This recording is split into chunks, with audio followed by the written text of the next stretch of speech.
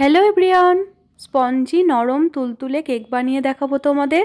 এতটা নরম তুলতুলে যে না দেখলে বিশ্বাসই করবে না। এটা খেতে কিন্তু ভীষণ ভালো হয়, বানানোও কিন্তু খুব সহজে হয়ে যায়। আশা করছি ভিডিওটি খুব ভালো লাগবে, প্রথম থেকে শেষ পর্যন্ত দেখো। 4টে ওরিও বিস্কুট নিয়ে নিয়েছি, একটা মাত্র চকলেট নিয়েছি, আর 2টো জেমস চকলেট নিয়েছি, আর একটা মাত্র ইনো নিয়েছি। অল্প উপকরণ দিয়েই কিন্তু এটা বানিয়ে দেখাবো, আর কোনো রকম ঝামেলা ছাড়াই এটা বানানো যাবে।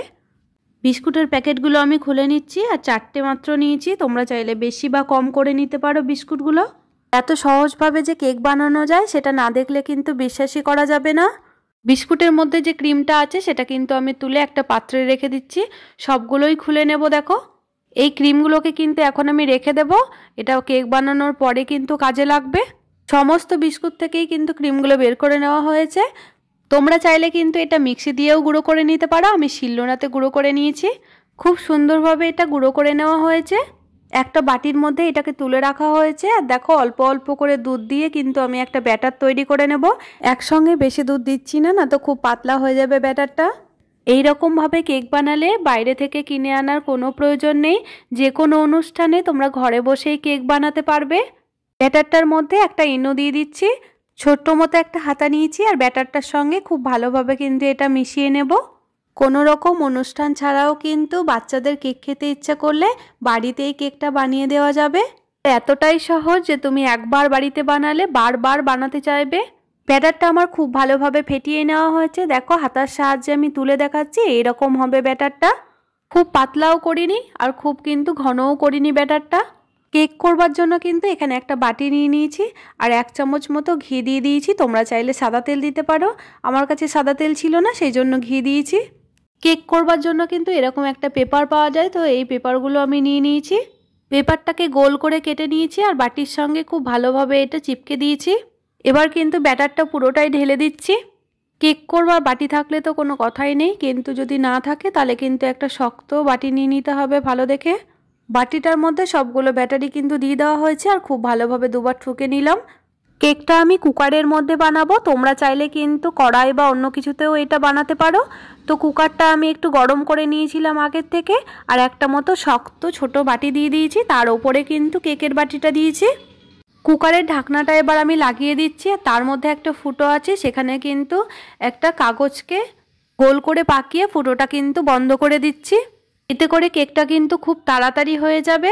গ্যাসের ফ্লেমটা কিন্তু একদমই কমিয়ে দেওয়া হয়েছে। কেকটা বানাতে কিন্তু আধ ঘন্টা টাইম লাগবে, আধ ঘন্টার মধ্যেই কিন্তু কেকটা একদম কমপ্লিট হয়ে যাবে বানানো। তো দেখো, আমার বানানো কমপ্লিট হয়ে গেছে। আমি ঢাকাটা খুলে তোমাদের দেখাচ্ছি কত সুন্দরভাবে কেকটা ফুলে উঠেছে। দেখো, আর একটা কুচির সাহায্যে কিন্তু তোমাদের দেখো কেকটা দেখাচ্ছি। কেকের গায়ে কিন্তু একটুও কিছু লেগে নেই। লেগে না থাকলে বুঝবে যে কেকটা আমার খুব ভালোভাবে বানানো হয়ে গেছে।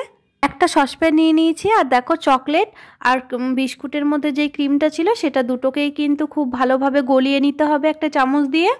দম কিন্তু কমিয়ে চকলেটটাকে গলিয়ে নিতে হবে, সামান্য একটু পরিমাণে জল দিলে ভালো হয়। কেকটা তোমরা এমনি এমনিও খেতে পারো, কিন্তু ওপর থেকে আর একটু সাজিয়ে দিলে কেকটা দেখতে ভালো লাগবে, সেই জন্য কিন্তু কেকটাকে ভালোভাবে সাজিয়ে নেব। আর খুব সুন্দরভাবে নরম হয়েছে, সেটা কিন্তু হাত দিয়ে দেখালাম। একটা মাত্র প্লেট নিয়ে নিয়েছি, আর প্লেটটাকে উপর করে এরকম করে উল্টে দিচ্ছি।